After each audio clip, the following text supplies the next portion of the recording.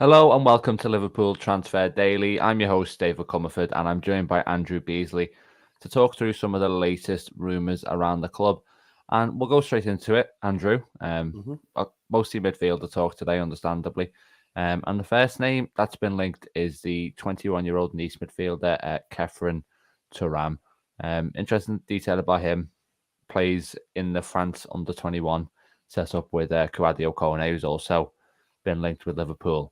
Is this the kind of name that the Reds should be looking at right now? Yes, I think so. I mean, I will be honest and say that I hadn't heard of him until this news broke. I don't follow French football too closely, but clearly there is a need for a midfielder. Clearly there is a need for somebody who is, not quite at the peak of their career. Peak career would obviously be ideal, but he turns 22 in a couple of months' time, so he's sort of in that age void that Liverpool have in their midfield, where everyone's either pretty young or pretty old. So he is the sort of profile that they should be looking at. I did have a quick look. I think he's got 2 years left on his deal after this season, which again is the sort of player that Liverpool go for. Traditionally, they don't tend to target players with 5 years on their deal or anything like that. So he ticks a lot of those boxes. I mean, certainly when you look at his page on FBref and you see the players that he's similar to, I mean, it's a list of players who've been linked with Liverpool. Basically, I mean, Moises Caicedo is probably the most obvious name. You've got Adrien Rabiot, he's been leaked recently, Valverde, Frank Kessie, and Anguissa. You know, he seems to be similar to these sorts of players that Liverpool are being linked with. Now, Liverpool are being linked with a lot of midfielders. I mean, that doesn't necessarily sort of mean anything. But with all these stories that come out, he seems to be of the sort of type that they are supposedly looking for.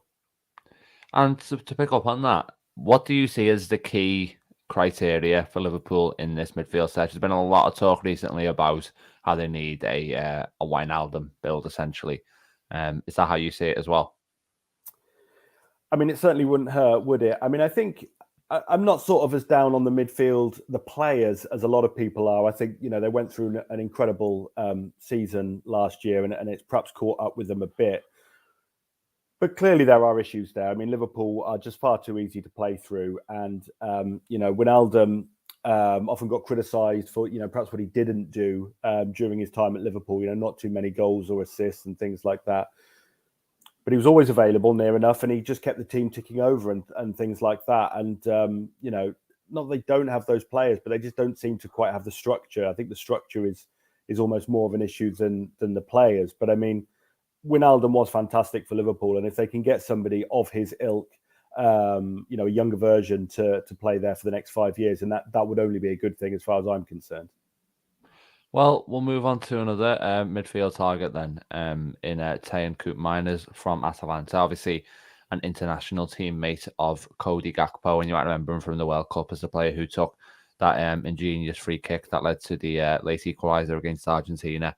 One of the Atalanta directors, Tony D'Amico, has been asked by Sky Italia about this move. He said there's not on concrete from Liverpool, and has basically said that Koopmeiners is their player and will stay that way. On the basis, I've read that Ruslan Malyanovsky has just moved to Marseille, and they don't want to lose two sort of midfield players in the same window, and that, I suppose, is one of the challenges of January in particular. But I think I'm right in saying, Andrew, that you've written an article about Koopmeiners. So what do you think of him, and most importantly, the fit in terms of Liverpool's midfield? Yeah, I did write about him yesterday for the Echo. Yeah, interesting player. You mentioned him there at the World Cup, and he seemed to be involved in. He didn't have much of an attacking input, but everything he did seemed to be sort of fairly notable. Most obviously, the free kick against Argentina, as you've just said. I mean, he only had 2 shots at the tournament, but they were both set up by Cody Gakpo, so he's obviously got a little bit of something going there, which would be good if it could translate through to Liverpool. But no, he's interesting because his numbers, he's a lot like Harvey Elliott in terms of his output. And, he's in the top, I think it was 5% of midfielders in the big leagues for passes into the box and crosses into the box and expected assists. So he's got the sort of creative side of the game very much covered. Didn't see so much of it at the World Cup, but he's been doing it at club level. And so quite similar to Harvey Elliott, at least in the numbers. but he's a few years older, and perhaps more importantly, he's just a bigger guy. I mean, Harvey Elliott, as much as I like him a lot and a lot of what he can do, he's a short guy, and however good he is, nothing's going to particularly change that now. So Elliott's 1.70 meters, and I forget exactly what Koopmeiners is, 183 or something like that. Like, there's only one player in the Premier League who's shorter than Harvey Elliott and has made as many starts this season, Podence at Wolves. And I think, when you think back of Liverpool's successful midfield from sort of 2 or 3 seasons ago, I mean, they weren't the biggest guys, but clearly they had a physical presence. And Liverpool sometimes lack that now, both with Elliott and Thiago to a certain extent. It's not that they can be bullied necessarily, but they're just not quite the same sort of physical specimens that Liverpool perhaps had when they had like Wijnaldum, Fabinho, Henderson at their best, sort of 2 or 3 years ago. So he sort of feels like a version of Elliott who's perhaps just a tiny bit better suited for what Liverpool need at the moment. Now, as you've said, I don't think he's going to move in January, but maybe he would be a good signing for Liverpool further down the line in the summer or something like that. Yeah, it was suggested by Mark Douglas from the Eye, who I think was one of the first British journalists, if not the first, to report Liverpool's interest. That it's another sign of the kind of growing Dutch influence on Liverpool, obviously with Pep Linders. And to touch on the sort of physicality elements, Koopmeiners, as you said, they're very good creative numbers. I think this season he's got 5 goals. He scored the other day, actually. Scored a hat-trick in one of their games. You look back to AZ Alkmaar, he scored, 43 goals for them in sort of roughly 150 appearances. So you listen to all that and you think he is maybe kind of an attack-minded midfielder. And while he does have the bulk, might there be a concern now that he lacks, similar to Elliott, maybe the actual defensive awareness that Liverpool need in terms of, not knowing what space to cover and things like that? Yeah, possibly. I mean, I suppose it depends how they view the sort of tactics of the team going forward, because obviously at their best, Liverpool had 3 midfielders, who we've mentioned, who barely contributed a goal or assist like all season, but the team was better for it. Now, obviously, they've shifted to a style that has more, or tries to get more goal output from the midfield, or certainly assist output. If they're sticking with that, then not that it doesn't matter the other side of the game, but he would tick the box of possibly what they're after. But I mean, yeah, it has to be a concern, I think, generally with the Liverpool midfield, that they're not as strong defensively, and it's sort of fair to question if he would offer that. I mean, one other point on the goal front. I mean, he scored 3 goals from outside the box this season. Only Valverde in the big leagues has scored more. Liverpool have only scored 4, and when you look at last season, they scored more goals from inside the box than the Manchester City, but far fewer from outside. So adding somebody who can perhaps bring that to the team as well would be no bad thing, I think. Yeah, it's a great point. And we'll finish with just a brief look at a potential forward option.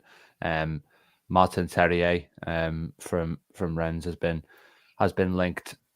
Sadly, he's out for the remainder of this season with an injury, but I guess it would be sort of with a view to some of the reports that Liverpool have inquired about him.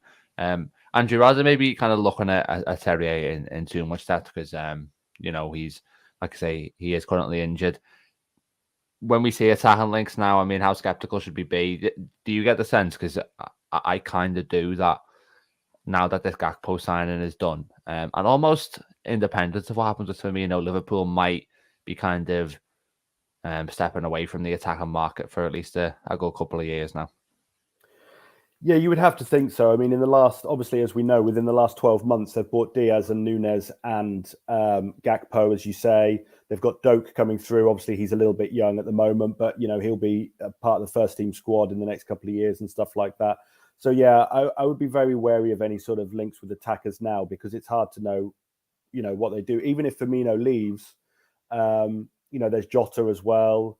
And obviously, Salah's under contract for another couple of years after this. So, obviously, it's not impossible that they could buy an attacker, but I mean, surely now it has to be down the list of priorities with who they've bought in the last 3 years. I mean, without looking at the numbers, it's got to be the area of the team with the best sort of age profile now, with these these young guys. I mean, even Jota's only 26. I mean, he should have another good few years at the top level. So, yeah, I think Terrier is a good player from what I've seen and his numbers. He's the sort of player you could believe Liverpool having an interest in, but it just doesn't seem like it's a part of the team they need to address anytime soon now with what they've done in the last year. And part of me wonders if it was sort of he was on a short list that Gakpo was also on, maybe a little bit further down, and now that Gakpo's arrived, that interest might subside a little bit. But yeah, thanks very much, Andrew. That'll wrap us up for this morning. Remember to check out all the written content that goes up on liverpool.com today, and we'll be back tomorrow for another Transfer News Daily stream. But yeah, until then, take care.